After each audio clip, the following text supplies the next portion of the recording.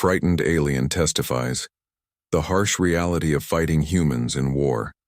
The tribunal chamber fell silent as Vornik stepped onto the witness platform, his 3 legs trembling beneath his carapace. The Council of 12 sat in their elevated seats, their multifaceted eyes fixed upon him with unwavering attention. Vornik had faced plasma fire, survived 3 planetary sieges, and commanded a battalion of the finest Zethran warriors. Yet nothing had prepared him for this moment, recounting the nightmare that was fighting humans. "State your name and rank for the record," the chief arbiter commanded, her voice echoing through the crystalline walls. "Commander Vornik Talhesh, 3rd Fleet Expeditionary Force 7, he replied, his translator chip converting his clicks and whistles into universal standard. "You stand before this council to provide testimony regarding the war with the species known as humans. Your report has been flagged as concerning. Proceed." Vornik's breathing spiracles fluttered rapidly. "Honored council, I must warn the assembled. What I witnessed defies all conventional understanding of warfare. The humans, they are not like us. They are not like anyone." A murmur rippled through the gallery where hundreds of representatives from allied species watched. The chief arbiter raised one appendage for silence. "We engaged the human fleet near their colony world of Arcturus Prime," Vornik began, his voice steadying as he fell into the familiar rhythm of military reporting. "Our intelligence suggested a lightly defended outpost. We expected minimal resistance. We were catastrophically wrong." He paused, mandibles clicking nervously. "The humans fought with an intensity that bordered on madness. When we disabled their primary weapons, they used secondary systems. When those failed, they used tertiary backups. When everything failed, they rammed our ships with their own." "Ramming?" one council member interrupted. "Surely you mean desperate last measures."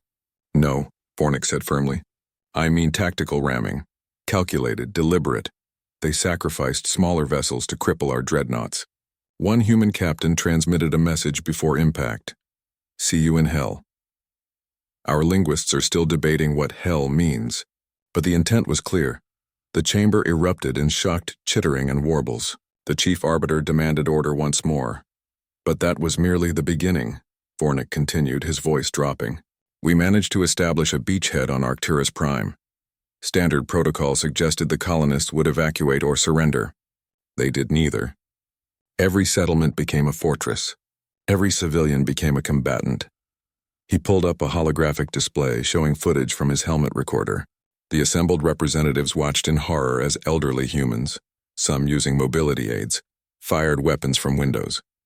Juveniles, barely past their adolescent phase, constructed improvised explosives. This individual, Vornik zoomed in on a human female, was a medical professional, a healer.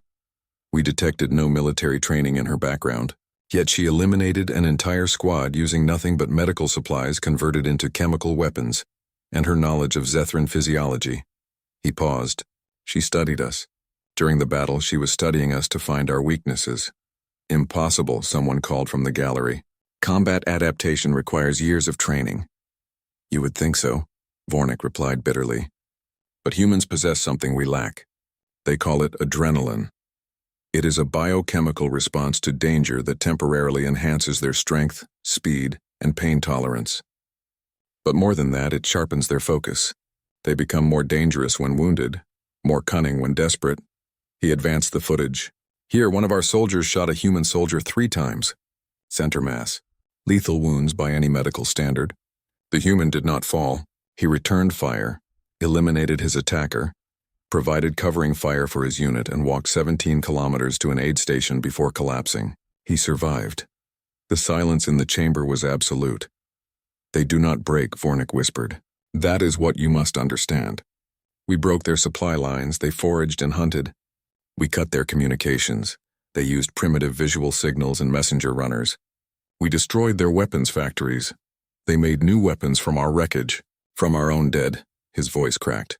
"I watched a human soldier fashion a spear from a piece of our hull plating and use it to breach our command post. A spear, against plasma rifles and kinetic barriers. And it worked, because we never imagined such primitive audacity." "What of their command structure?" asked a council member. "Surely eliminating their leaders would—" "Their command structure is redundant to the point of absurdity," Vornik interrupted, forgetting protocol in his agitation. Every soldier is trained to assume command. When we killed their officers, sergeants took over. When we killed sergeants, corporals led. When we killed them, privates continued the mission. We captured one of their junior personnel and asked him how long they would fight. He said, until the last human draws their last breath.